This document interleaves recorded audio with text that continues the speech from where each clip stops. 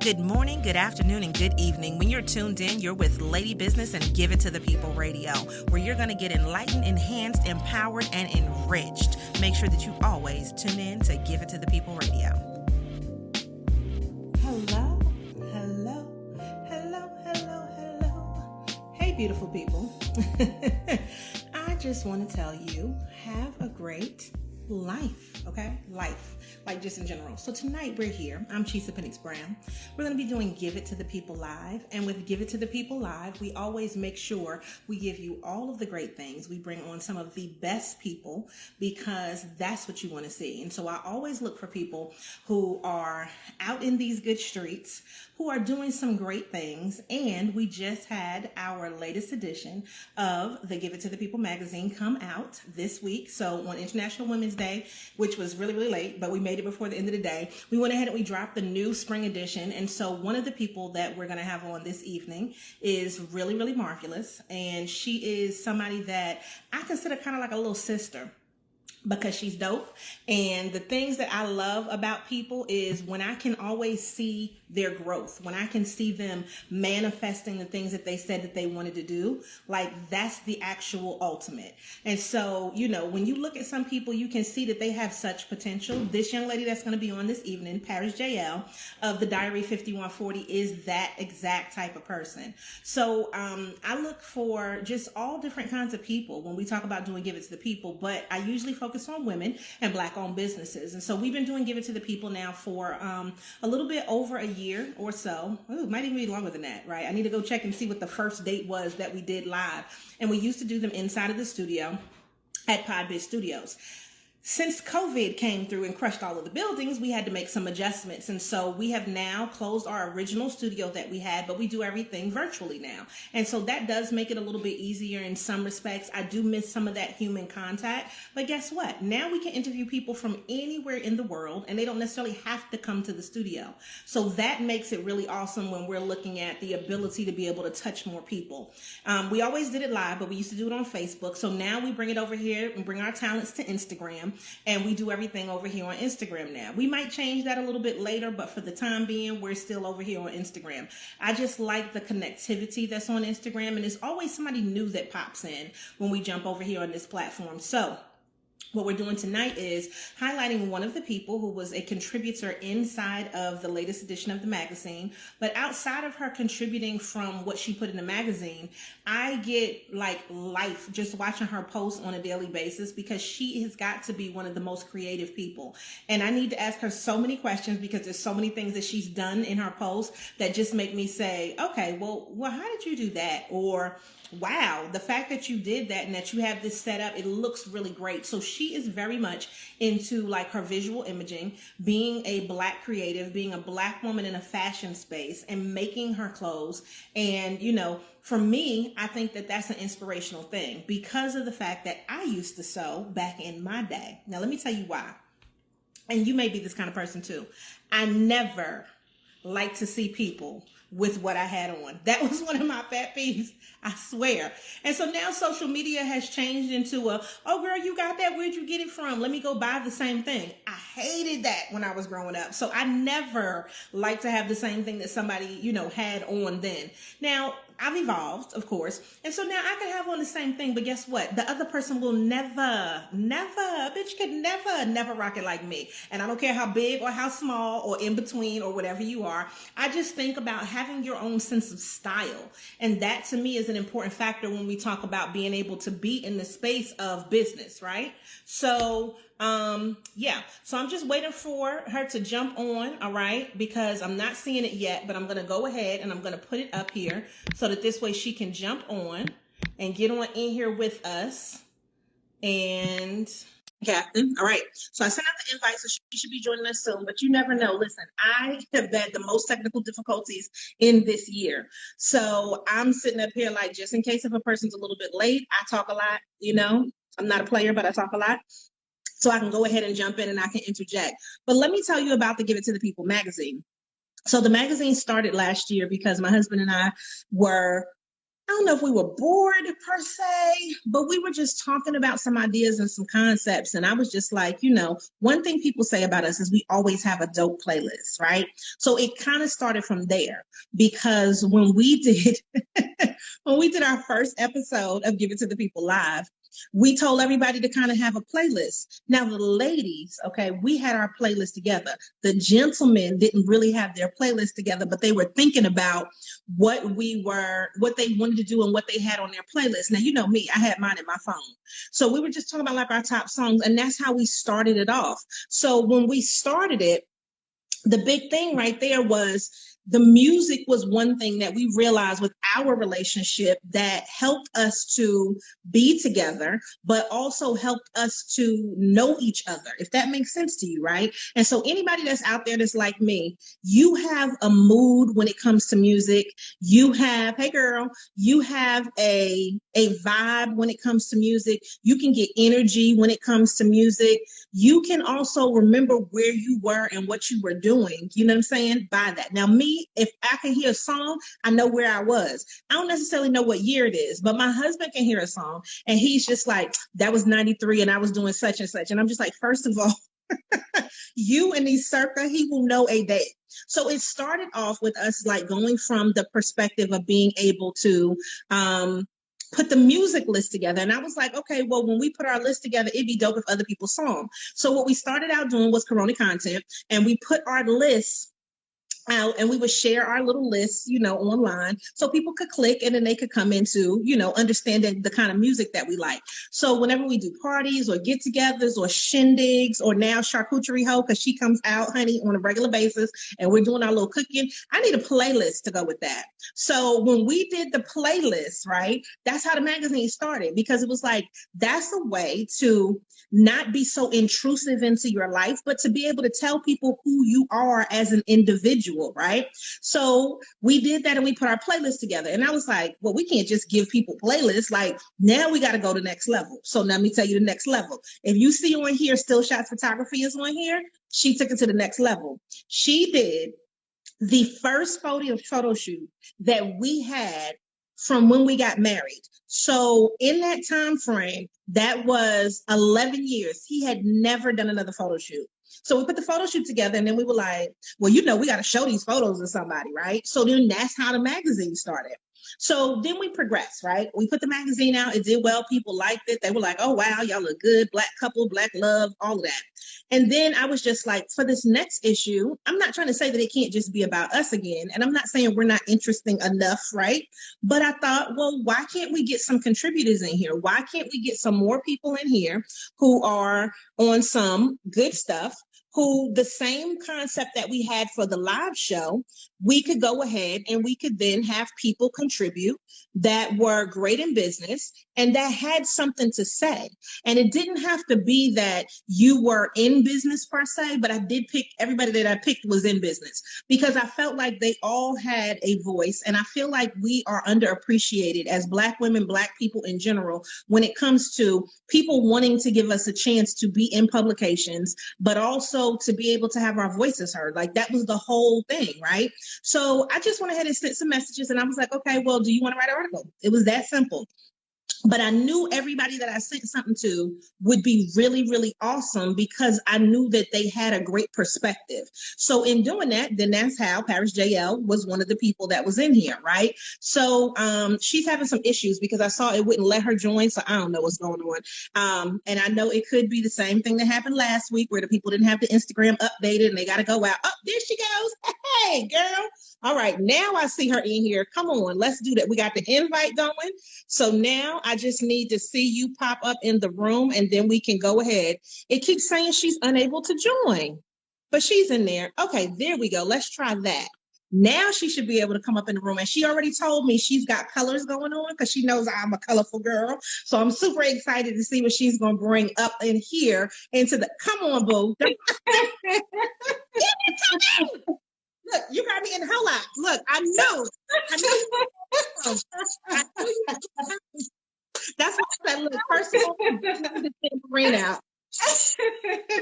Now y'all see what I'm talking about, right? I knew she was gonna come through. She said, listen, I'm not late, honey. Don't let me mess it up because you knew you was gonna come through when you got on Oh this. my goodness.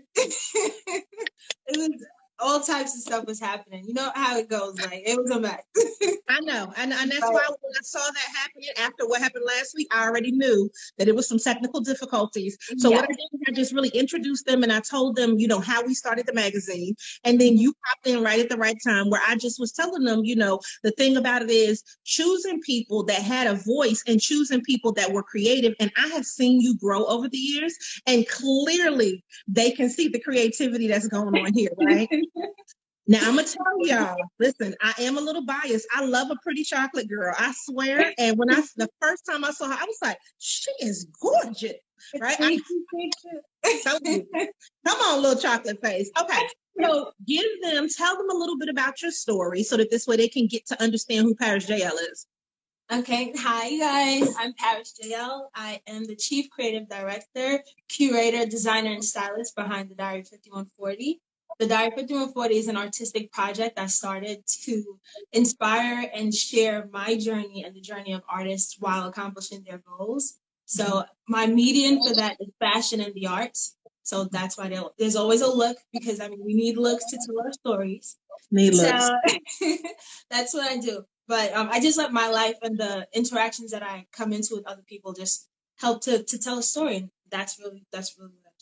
But you know what? So, and I was going to ask this because this was one of the questions that was on my mind. When I saw this new campaign that you put out and I saw the visuals and all of you gave me high fashion house. I just don't even know what else to say. Like, that's how I felt about it. And I was like, did she do this at the house or is this a studio? Now, did you just like redo something at the house? Tell me what you did for this elaborate background that you have going on. Okay, well, I have an atelier, so that is a fashion house. And so my biggest inspiration was Coco Chanel's story. So finding out about her story, or even in Paris, I'm Paris. So researching and stuff, they do fashion houses in Italy and Paris and stuff where the big designers, Givenchy and all these different stuff, they have a fashion house where the designers work in-house and then create the, whatever it is that they're making. So that's what I do. Like my studio, my atelier, it's here and I work and do everything and create everything that's going on. And then I do like showings sometimes or do like different curated stuff. And without, I had to pause on that because of COVID. But yeah. But that's what I wanted to do. And that's what I've been doing on this scale. And as time goes on, I have plans to make it bigger. Because that's my mission, to bring that Parisian and luxury style of a fashion house to North Carolina. Yeah, and it's but that's how I feel. And so to me, I always tell people, I think that if you have a really great brand, it feels a certain way. Yeah. And you gave me that feeling, right? Now, did you notice she said bring it to where? To North Carolina? Because where you from, boo? From Brooklyn, New York. Brooklyn, you better come through New York. Come on, don't be chocolate and from New York. Yes, that just brightens my life so much, right? So it's something though about a New York girl. When she comes anywhere, she does have to literally give it to the people. You can't take the New York out of a New York girl. And I saw my girl Rhythm Wiggs is on here too tonight, right? She's a New York girl from Brooklyn. So I'm like, when it comes down to that whole thing, do you think that, well, tell me where your influence came from, aside from the Coco Chanel, because you had to learn about her, right? But there must have been some influence in your familiar life or, you growing up that made you be, in an independent fashion icon kind of person. So tell me about a little bit of that background. What was that influence? Well, funny story. It's in my blood. I come from a long line of entrepreneurs. My grandfather on my mother's side was a shoemaker. My grandmother on my mother's side, she's had multiple clothing lines, and she even went on. She had a professional career as a nurse, but she also went on to teaching sewing and stuff at universities in Canada and stuff like that. So the whole artistic side was already in my blood. So I've been literally making stuff since I was a child. As a kid, like my cousins and stuff would say, like when they were playing with the dolls, I was literally 3 years old, 4 years old, hand sewing doll clothes and Come on. stuff. So I was making Play-Doh shoes and stuff like that. So it was already in my blood. I have aunts that do like I have Trinidadian background, so I have Okay. aunts that do like carnival and stuff, costumes and all that stuff. Ooh. Yeah, so I guess I was like sponging at like, smaller ages, like seeing all the colors and stuff like that as well. So that's why I'm not afraid of color. No, But it was really in my blood. So I just fell that's into awesome. it. Yeah, and it's like natural to me. So I just do it. If I Uh-huh. feel the way, if I'm happy, I do it. If I'm unsure, I do it. It's just I can't even It's just a explain. natural thing. I mean, it's a natural occurrence, you know? So when people, because this is one thing that I want you to make a distinction of. So even though I'm asking your influences, which would give you a background kind of thing, but I need people to understand that there is a difference between fashion and style. They are not the same things, right? So when I think about fashion, I think about, okay, these are the trends, these are the colors, this is what's popping right now, this is the style. And I mean style more so as in this is what fashion people want you to wear right now, right? So if you talk about like leopard prints and you talk about right now, they're going back to like a 90s kind of vibe with a lot of things, that's really what fashion is telling us. But style to me is the person that can put some fabric and pull it together and look at what they already have in the closet. And maybe they buy something, but then they make some things and then they pull it together. And it's just like, how did you put that together? That's a whole different thing when it comes to style. So who would you say would be your fashion influence, right? And I'm talking about right now, okay? And then who would be your style influence? Because I know who mine are, but I just want to hear yours first. That's hard. Wow. Right now, Or it could be just in general. Maybe it doesn't have to be like a current person, but who would be a fashion influence because they look like what people want them to look like right now. But then who's the style person that you're like, they just put together something and it's just immaculate. It's just magical. It's like, for real? That's what you're doing? Okay. All right. So who would those people be?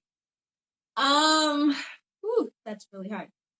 Style wise, I like. I'm trying to think. I'm trying to think. I don't know why I just went blank. I'm trying to think off the top of my head. Oh my goodness. I'm just gonna choose a random and stuff because I totally went blank. I'm seeing different faces, but okay, I'll go. I do like Rihanna's style. I like her style because I like how she takes risks. Mm-hmm. So not like my number one, but I definitely like that she takes risks. My fashion person would be that. So she's my style. My fashion person would be. I know I liked, but in 2019. Zendaya's her fashion run was really, really, really well. 2018, 2019. So I didn't Okay. really see too much for last year, but those two, like that would be my fashion person because Last year she was in the house. She wasn't putting on no fashion last year. That's why. She had on sweatpants and t-shirt just like the rest of us. She was no fashions coming out. But no, I see that. Zendaya definitely, I think she takes risks too, but she yeah, definitely is in a fashion mode because she tends to wear things that are runway. She pulls it off the runway and it yeah, looks great. But yeah, Rihanna will take something off the runway and throw a little jazz in there that yeah. it's just like, okay, so now I didn't like it before, but then she put it on and it was dope. And I'm like, oh, okay. Yeah, so I feel that for sure. Now I'm gonna go a little bit more historic for mine. And I'm Okay. gonna say, well, not completely historic, but when I look fashion wise, one person that I do really like is Kerry Washington. Oh, Carrie pulls a runway look and she can go so many different ways with it, right? And she wears a lot of stuff that I really don't like, to be honest with you. But it's the way that she carries it with that confidence that makes it be like, well, maybe that's a little bit better than I thought it was. But it's a lot of stuff she wears that's fashion. But I'm just like, that was a miss. But I like the way you're carrying it, right? And then I would say, if I'm going to say style, I think we have to take it back to Grace Jones As We soon as have you said to his take story, it back. that's exactly who my brain literally said, "Oh my gosh, why didn't I say Grace Why did Jones?" you say Grace? Listen, Yes, Grace Jones is Grace said, I'm gonna set the scene for all y'all hoes for everything. eternity. Because And Grace has been being on point since before on point was on point, right? And she has, when you look at what's happening now, Grace was the blueprint for all of that. So what's your thing with Grace? What do you love about her? her attitude, her confidence, especially whether back then or now, being a dark skinned Black woman and she has no hair and everything, like she is like, she doesn't care. Like she's like, I don't care what the standards are. This is me. I love it. I'm fierce. I love me. Like you get all of that. So the clothes, it's like you already have the cake. You don't need the cherry, but she still gives the cherry on top. Put the Like cherry on top. that's who she is to me. Like I love her. I love her. Yes. And you know what? She could wear the littlest piece of clothing and it's still sexy. Yes. And I didn't ever really feel like she was like nasty with it, if that makes sense. You know what I'm saying? Like, you know, some people they look a little scandalous, right? But Grace was always like, I'm a model. Yeah. Nigga. She was like, get this nipple. Grace was serious business though, right? So, okay, so now that people kind of understand that, when it comes to you designing, and you putting pieces together and then you kind of getting a vision for what you want to do, where does that inspiration come? Because if you're following fashion, you have to change up, you know, seasonally, and you have to be ahead of the next curve. So where does that inspiration for you come from? It's funny. My entire process is completely different. And that's one of the things that I had to realize in labeling who I am as a designer or in the fashion industry. I realized that when I see something in my head, I style the entire look first and then I design from there. So I don't like just make the thing and then like style it. So I don't know if like it works backwards or what the standard is supposed to be. So with that also it influenced the way that I do collections. So I found that I do you know seasonal collections, but because my brain is always like styling a look and then I want to create it, I can't just limit myself to just, you know, like spring, The summer, fall, season. Uh-huh. getting inspired consistently and I want to make certain things. Okay. So to be, you know, productive and business wise, I don't just make everything that comes to mind. So I do limit, but I still allow myself to like flow and, you know, drop stuff in between or let my creativity just flow. Cause when I don't and I hold it back, Mm-hmm. just feel off. Like even if I'm making something repeatedly, I feel like I'm suffocating my, you know, my creativity. Like I don't feel as excited. Mm-hmm. So I just let it flow and I just go from there. I feel like I kind of went off topic a little bit, but No, you're good. That's it. That's it. Because you're just telling me, like, look, I'm not just making it for the season. You know, you're yeah, making me feel. But I think the thing that's good about what you do, even in the fashion world, is that no matter what you make, there is somebody in the world who is in that season, right? So if we look at being in an online platform, and let's just say some of the stuff that you have now is for winter, you know, or winter or, you know, that fallish kind of thing, a person could buy that and be all the way in a country that is cold and be popping over in that country. And we're now getting ready for spring and for summer, right? So for us, it's a little bit different. So the thing about being online is that you can sell to anybody. So you have your stuff on Big Cartel, right? yes. Okay. Tell them a little bit about Big Cartel and what do you like about that platform? Because there may be somebody that's thinking about designing and they may want to jump on a platform, or of course they want to go ahead and they want to buy some of your things. So what's been your experience with Big Cartel? Okay. Well, my Big Cartel is the Diary 5140.bigcartel.com. Plug that in there. But Big Cartel, I like it because it's easy to use. You don't have to know too much coding. So it's real easy, it's real simple. They have a lot of different templates to change and you know, you can choose and do things like that. But they've also been adding a lot of tech stuff. So for the artist or if you're someone like me, as I said, I don't like to just limit myself to just a spring, summer, fall, winter stuff.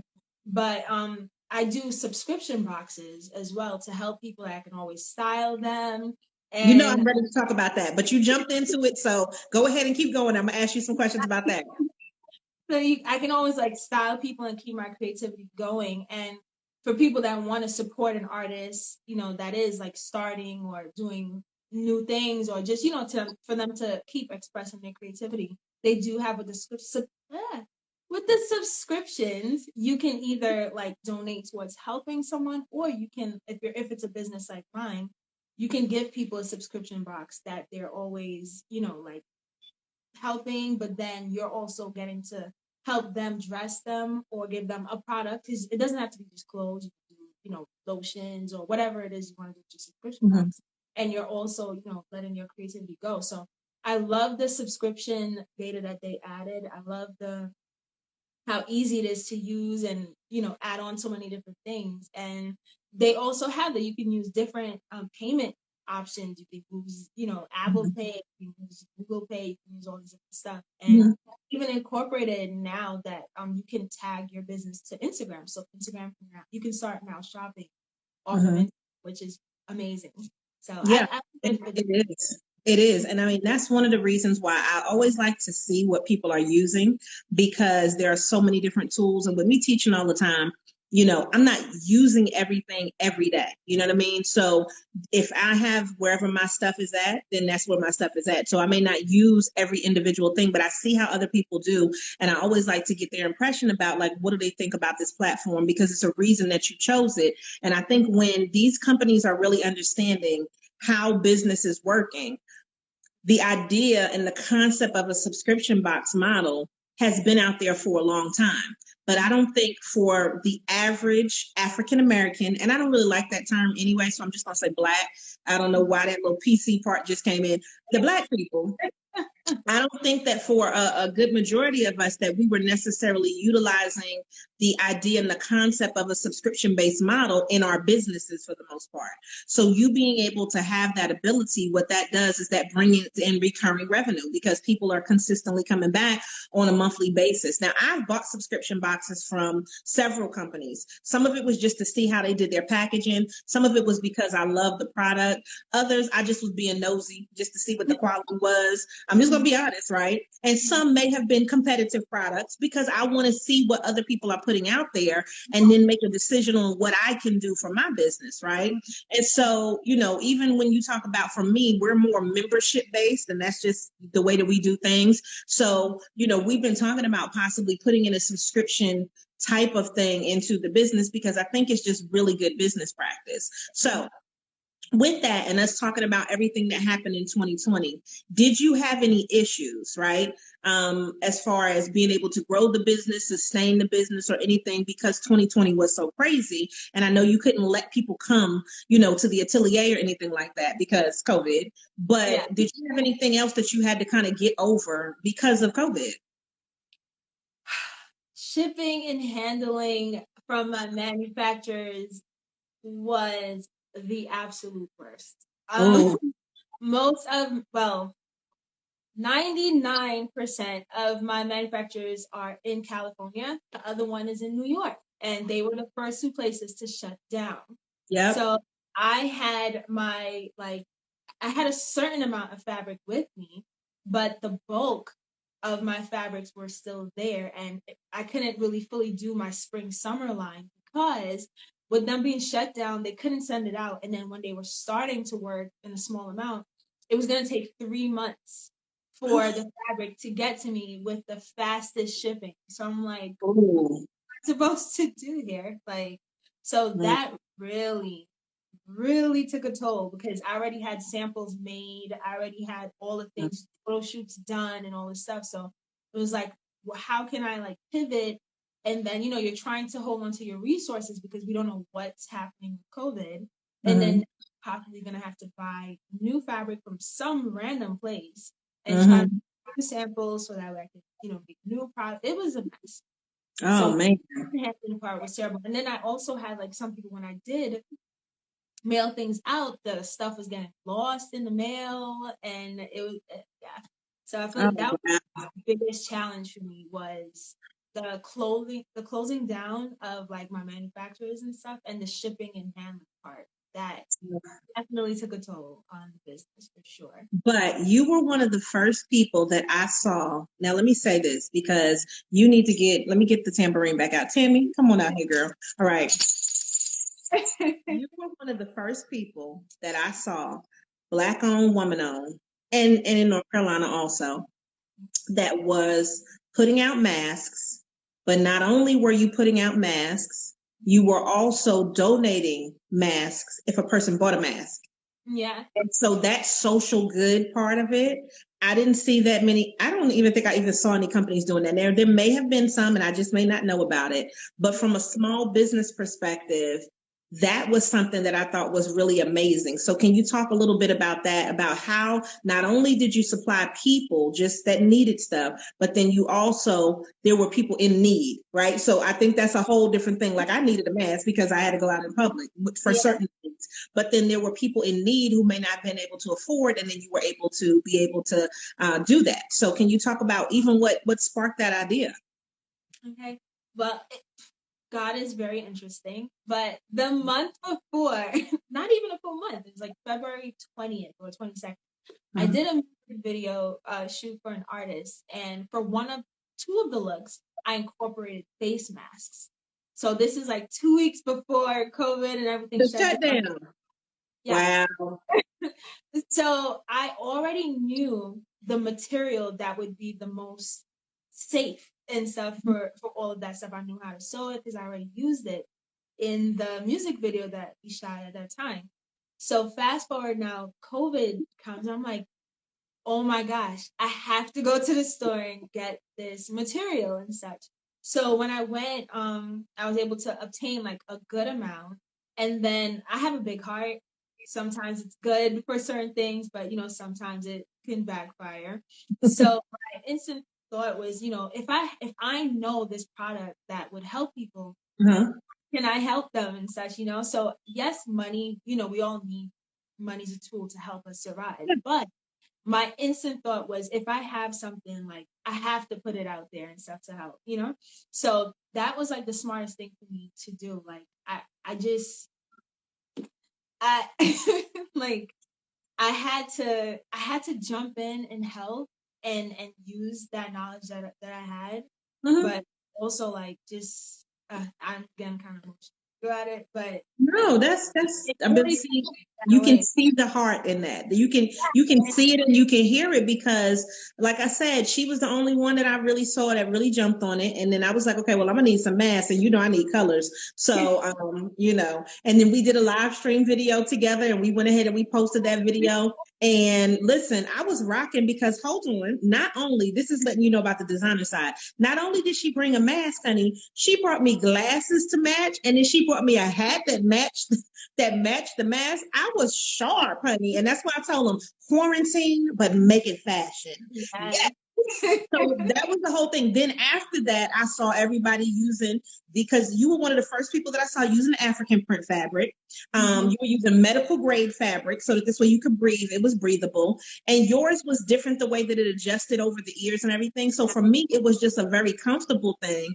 And I was just like, this is really awesome. So I think you started in a lot of ways. Of course, what we see now is a trend of, all the different prints and, and making it fashion, making it match. And I'm just like, you were one of the first people that I saw that was doing that. So I just want to tell you kudos on the coordination thing, and then just being able to use other fabrics that also kind of represent where we're from. So let me ask you this.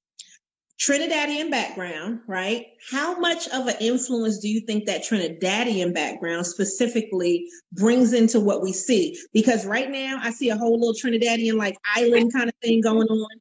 And I think that, and this is just my opinion, okay, because we talked about women from New York, but it's something about an island guy, right? That is a little bit different too. And I think that there is another level of confidence that you throw in there when you come from somewhere else that's not just regular land North America, right?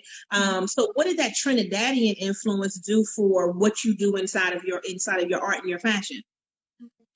I want to add one thing about with the last question as well. Yeah, go ahead. Another thing too that really I feel like affected me, that made me even want to help even more, is as you said, being from New York and knowing that it was right after Fashion Week and stuff like that. I came back from that, and then everything shut down. I have all my family and friends are still back home, back in New York.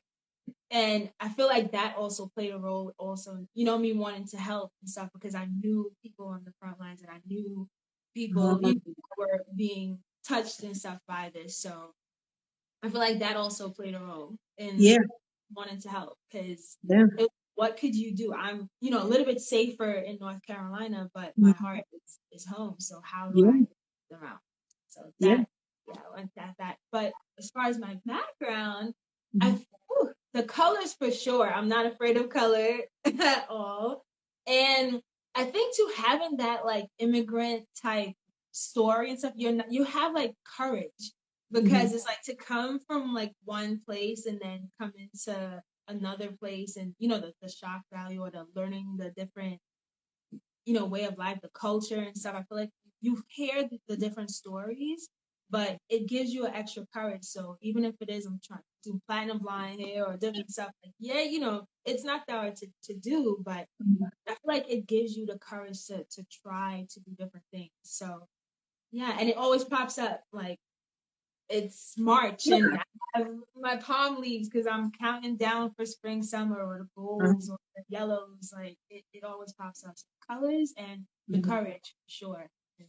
And I love the creativity, because it's like, if anybody knew, I mean, my husband knows, but I get bored easily. I'm a Gemini. So I changed my living room around at least 3-4 times in the last month. Okay. I just changed it again yesterday.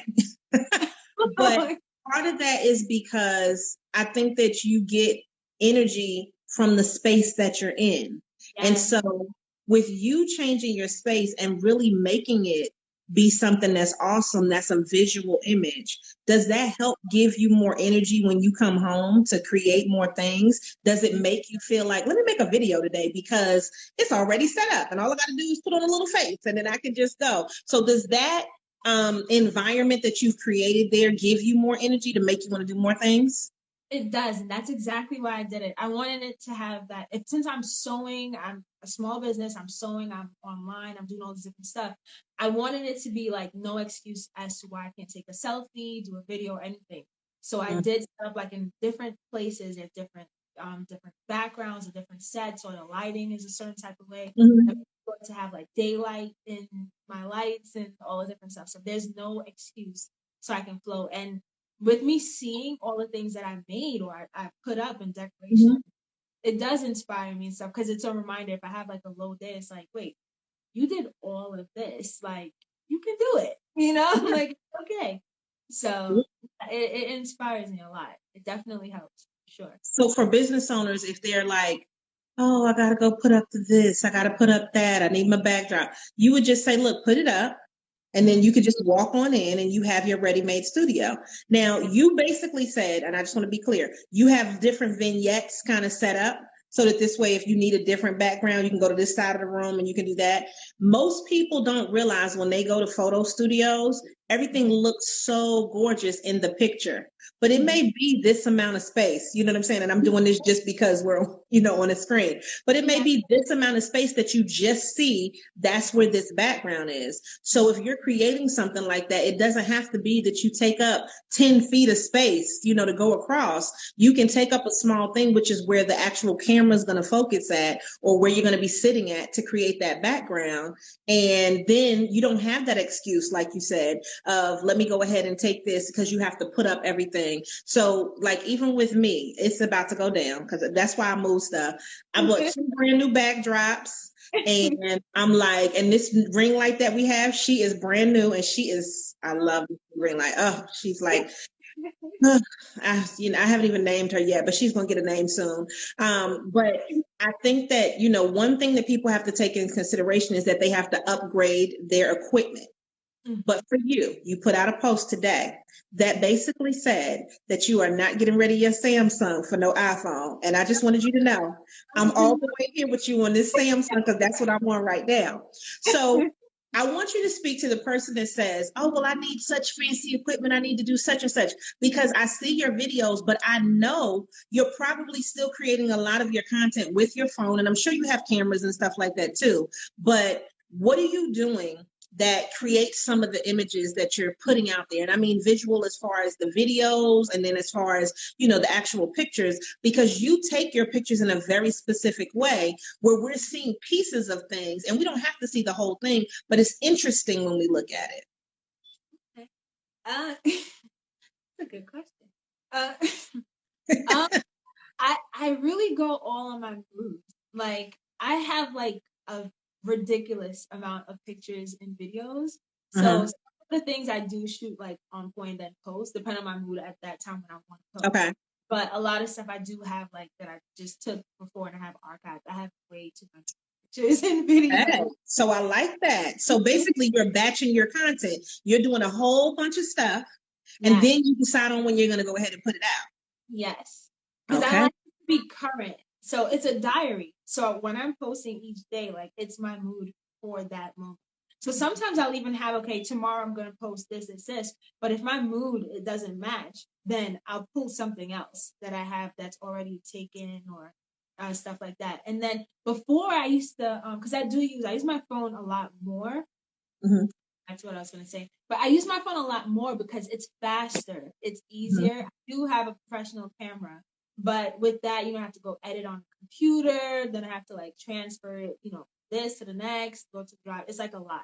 So certain things I would still use my camera, but most of the stuff is on my phone. I could share it to Facebook, to Instagram, everything and stuff. And then I find that while, us, the artists, sometimes we're like stressing about uploading with this camera and all this stuff, like, people are getting hundreds of thousands of followers and views and millions and deals and stuff with some, like less quality work. Yeah.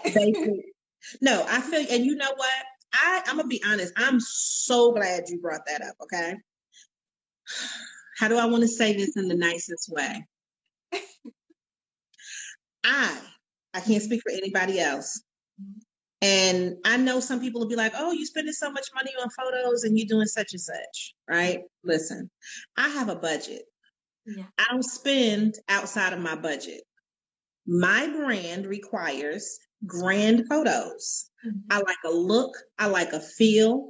I like a polished little edit to it. I like to also know that when I'm spending that money, I'm spending it with another typically Black-owned business. Mm-hmm. So I'm supporting another artist. I'm supporting some of the local economy when I do it. And I see people that it looks like all of their stuff is just, it's not even about the photos. It's about them looking crusty. And I'm just going to be honest, okay? I don't get on here if the face ain't, you know what I'm saying? And I don't have to go to the makeup artist every time I get on here, because I just threw this face on about 5 minutes before we came on to this. I'm going to just be honest. This wasn't this was a whole little 5 minutes. It took me longer to make sure that the lipstick wasn't on my teeth than to put the, okay? But see, that's what happens when you have good skin, okay? Melanin. Hello, right? So I'm just thinking, it bothers me sometimes when people are just dry, and for what I look at, things are really average. But I have to realize that this is their brand and this is what they want to do and how they want to be put out there. And that's just not how I want to do my things. Yeah. And I feel like the way you do stuff with the diary, I feel like every day is a story. And we're going through different parts of lives. And you do not write the way that, well, you don't write like me. You don't write like the typical, hey, buy my stuff. I got some things to sell, right? Mm-hmm. It's like everything is a story that pulls you in. And then, oh, by the way, I got some stuff that's for sale. Like, I don't think you ever push it to where, I mean, you do. You put some sale promotion stuff out there, but you are just like, fall into my life. You're going to like it. You know what I'm saying? And if you want to buy some stuff, come on over. Get some things. We'll sell you some stuff. It's amazing. I'm serious. I love it. I do. I really do. Thank you. that's my thought process. Like, and with editing, like I do have a couple of apps and stuff that I do use because, as you said, like quality, it's a must. Still, I don't want to just put out basic stuff, but I don't overthink it as much as before and stuff. And the other thing too, with me having different pieces with my style boxes, I'm doing collaborations now.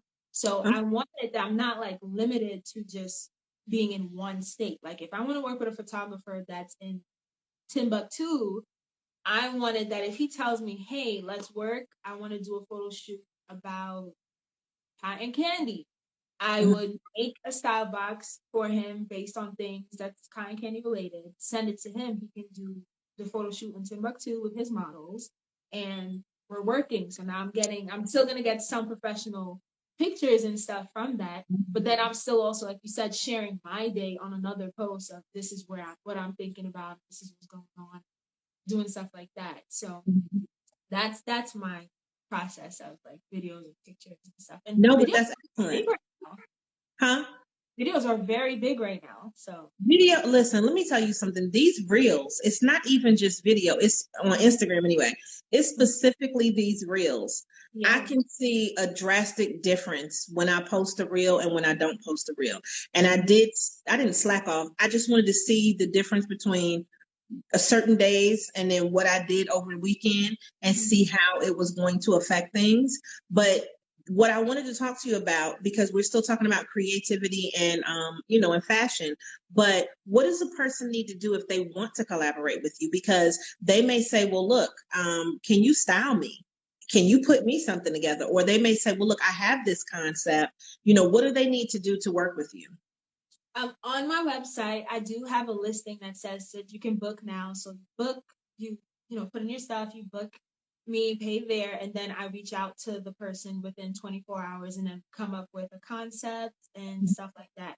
From that, because of the type of designer I am, I like to go back and forth with them for a couple to make sure we're clear on what it is that we're doing. And then I hand sketch everything, pull out a bunch of looks, get source fabric and stuff like that for to choose from, and then we go from there forward. But if it is, let's say, a videographer, a photographer, a model, or a stylist needs looks for something that they're doing, and they already, they see stuff in my closet or have a budget that they know that they like to use, I have style boxes on there that they can also, again, on the website, link in bio, guys. They can go onto the website and choose like, okay, I need a videographer style box, I need a stylist style box, and they can choose something that works with their budget, so we don't have to book and go through, the whole process of that. If they already know this is what I want to pay, this is what I. So they just purchase it there, and then I curate it and send it to them. Okay, what's the time frame of something like that? So if they click, they like it, they talk to you, what is the time frame of you having something from concept to completion to be able to get it to, and just on an average, because it could be different depending on the back and forth, but what's the average time frame of completion? I do 7 to 14 business days just for in case of anything that in between shipping anything of the sort. But if they need it like faster, I am open to express options as well. So it's just to let me know the time frame. Once they purchase it and they let me know what is the time frame to express, you need it tomorrow, whatever it is, we clear that up. But the average person that just goes on is 7 to 14 business days to curate a box. And that's a nice turnaround time, especially for a person like me who's planning things out 3 months in advance. So if a person is interested in one of those style boxes, then 7 to 14 days. And so then if you're going to do your photo shoot or whatever, then plan on getting your stuff and then going ahead and putting everything together. Okay. Now you also will work with the person, like if they're local and they want to come somewhere and I don't know if you're still coming to places, but, and they want you to style them like on set. You'll do that also? Yes, I do. And that one would be more of they set up, they book me, and we come up with the concept, and then I have my hourly rates and stuff for those things as well. Okay, all right, and I love that. I love that. Do you do any type of, because people will ask this, they always ask you at Fashion People, like thrifting or any type of like remix your wardrobe type of things? I thrifting because my brain is always like flowing with stuff. I don't like to overload and take in too much stuff.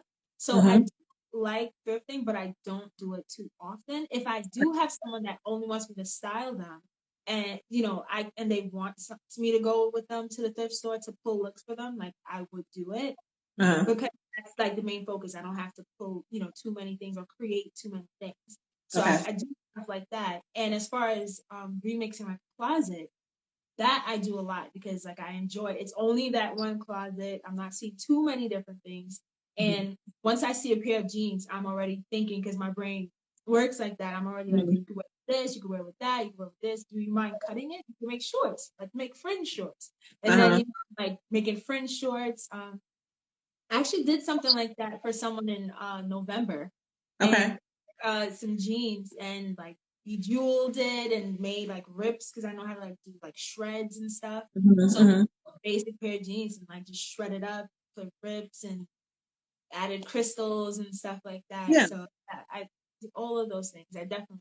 Okay. And I mean, because then that customizes things and it makes it unique for that person. So I figured, let me ask that question and make sure that that's a part of, if somebody wanted to know that type of thing. So what would you say to anybody who's thinking about getting started, right? Whether it's just business in general, and it may be different advice if they're thinking about going into the fashion industry, but a person who's sitting here and who's like, I think I could do that, or I would be interested in starting a business like this. What advice do you have to give to them? The number one advice I say is make sure that this is something you want to do because I know it's a trend right now because it's a trend to start a business right now. It is. Everybody wants to be an entrepreneur, but there's a reason why, and this is not to discourage anyone. There's a reason why there's an 80% failure rate for a business. Like this is going to be your life, like your entire life and stuff. So you have to make sure that I really want to do this. Like, don't just do it because you like it. Like make sure that if you're gonna commit, like commit. But once you decide that this is what you want to do it. I say to start wherever you are. Like, I'll use the light for example. You're using a ring light. Right now, I'm actually using a lamp that I just love this lamp. I could have definitely get a ring light, but I love this lamp and such. Like I can like move the different heads around. I have like daylight. I did buy some like good daylight light bulbs. Daylight light bulbs are your friend. Yes. And that's where I started. And you know what? See, that's what I'm talking about. Like these, listen, when I started, I tell people, if you want to go and you don't have ring light money or you don't want to spend it or you don't want, daylight light bulbs are $10 or less, depending on where you get them from. And they still make you look good, but you need that good lighting. Yes. Come on, kids. Love it. Yes. So I have the light bulbs up ahead, behind, and then in the lamp I have like 3 ahead of me, like 3 up top. So instead of doing that, and then to storage, because with having this, the clothing everywhere, it's like I don't, I hate clutter. Yeah. So it's one less thing to have to store. But yeah, like use whatever you have. You have a phone, you don't have a DSLR camera. If you can invest in a good phone, the cameras right now are insane. And so there's a new Samsung that's coming out. It's supposed to be the highest grade of cameras in all the phones. They're trying to listen, the way that they keep sending me these messages, but and I'm like, I don't really want to upgrade. My phone is paid off. I really don't. But then it's like, you look at it and it's like, look at those pictures and the quality. But see, this is the thing. I think that you have to pay for a certain level of quality, but maybe you're just not there yet. And if you're not there yet, it's okay to not get the top thing. And like you said, start where you are and then just keep building it. And that's my whole thing. I can see growth. And so when I look at people like you, and that's what I said this young lady, because I'm seasoned now. Right. So, but the thing that I love is I can see a steady growth. And I think that it's an important thing to celebrate that. You know what I mean? And I know it's international, it's Women's History Month, right? It was just International Women's Day the other day. And we're coming up on toward the end of March, which is going to be Equal Pay Day coming up, right? So I want to end it on this because one thing that you kept saying that a lot of people don't pay attention to is you said you can book me and then you can pay that rate. And listen, you can book me and then you can pay that rate. And do you see, she didn't have any, she was just like, yeah, so when you book me on the website and then you pay the rate, and when you book me on the website and then you pay the rate, and after you pay the rate, then I was just like, yes, sis, come on, tell them, because so many people feel like they want to use your brain power, use your energy, use your talent.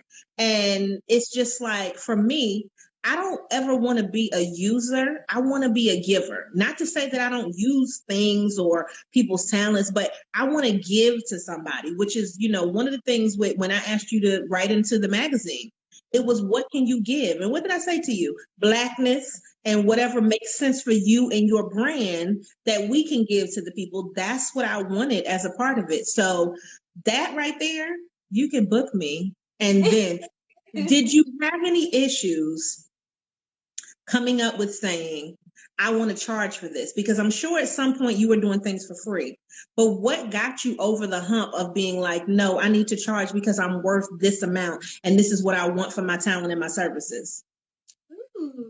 Because people don't know that and they're scared. They are scared to charge. Definitely fair. Definitely fair. I think too, the fear actually comes from, I feel like, a lack of knowledge. Because I feel like once you know and you find out, like, people that are in business, even big companies, they're not afraid to charge for this. If you don't want to buy it, next, like, there's always someone else. So I feel like the more that you know and you pay attention to that, like, it'll help you get over the fear of wanting to charge people for certain things. The other thing, like, I feel like coming here, when I was in New York, I actually had gotten really established. I had a big name and stuff for myself, and I accomplished a lot of stuff. So coming here, I was behind the scenes a lot. People didn't know who I was, what my history was, and stuff like that. So when I wanted to start networking and stuff, I liked the privacy of blending in, of people not knowing who I was. So I blended in, and it was cool because I made connections. But then when it wasn't, now I was trying to charge them the price that I'm known for in New York, I kind of felt bad because I realized that they're probably like, they're not used to my level of person. And now I'm trying to charge them something and we like are friends and stuff, So for that moment, I did feel kind of bad with charging certain things or saying, hey, I'm actually this amount. But then, like, I had to take a step back because I did try one time. I did, step back, and I was like, you know what? Fine, I'll negotiate and get something less than I felt, that I really deserved. Afterwards, the way that I felt about it, I was like, I'm never doing this again. Like, I didn't like it. I know the quality of materials I bring. I know how much years of talent it took for me to get to this part. I knew, what I brought to the table compared to what it is that they would have gotten elsewhere. And then I saw people's reactions and stuff to it. And to your work. People, yeah. But I'm like, if I'm doing this and then I'm seeing you're paying this amount for something else that's nowhere near what I'm bringing, then why am I compromising myself? And that was the first and last time I ever did that. So I'd say, like, if you feel like you're worth, and be honest with yourself, if you feel like you're worth X amount of dollars, or what you bring to the table is that amount, put it out there. The most that someone can say is no. And if they know, there's someone else that'll say yes, or find the people that'll say yes to you and stuff. Say you walk out the house and let God lead them to you, or just make, connections and you'll get to the door that you need to get to. So, I love that. When I'm telling you, I have a story that's very similar, especially to that ending part that you said. It's so real. There is somebody out there that wants to pay you what you want, and you just need to find that person, and that's a real thing. All right. So this has been my pleasure to have you on this evening. I have thoroughly enjoyed this, and I'm glad that people got to see you. And if people want to go and they want to get the magazine and they want to see your article, just go to the link in my bio, and then this way you can go ahead and you can get the magazine. It's free. It doesn't cost you anything. But if you do want to donate, we will take your money. So it does give you a place where you can donate if you want to get a copy of the magazine. Otherwise, it's completely free. It's totally, completely up to you what your spirit is led to do. But definitely appreciate your efforts that you put in, the article that you wrote, your talent on a daily basis. And let me tell you something, sis right here, she is one of the biggest cheerleaders. She will be in your inbox, okay? When I wake up in the morning, honey, she may have posted something and it's in the stories. She will repost your stuff. It is really great to have another woman that is a cheerleader, right? And like I said, with my pom-poms, poo, poo, poo, poo, that right there is really something that I think it keeps you going as an individual, but it also keeps the people that you share their stuff. It keeps us going too. So I appreciate you so much. So much. Love the style. Look, love everything. Tell them where they can find you online. Give them that again. All right, guys. My link is in my bio, but the diary5140.bigcartel.com to purchase anything. This look as well. Let me give you a little twirl. Oh, come on, twirl it. Oh, she is cute. Yeah. Oh, that bow is huge. I love that bow. Dropping at 10 o'clock, this dress, but also Instagram, the Diary5140, Pinterest, the Diary5140, on Poshmark, Diary5140. I'm also a Posh ambassador. So definitely head over there. If you use my code, Diary5140, you can get $10 off of your purchase, So everything, Twitter, the Diary5140. And yeah, contact me, email me, text me. I'm here. Yes. Well, thank you so much. I truly, like I said, I appreciate it. And I'm glad that tonight you could come on and show up and show out for the people, honey, and give it to the people. All right. So thank you so much. Look, everybody that watched live, we appreciate you. Thank you. And if you're watching on the replay, we appreciate you as well. Thank you. And then just come back next week, Wednesday, 8 p.m. We'll be here with another guest, giving it to the people. Bye, guys. Thank you so much for listening to Give It to the People Radio. Make sure that you follow us online at ladybusiness.com, LADYBIZNESS. We look forward to helping you grow, sustain, and maintain your business.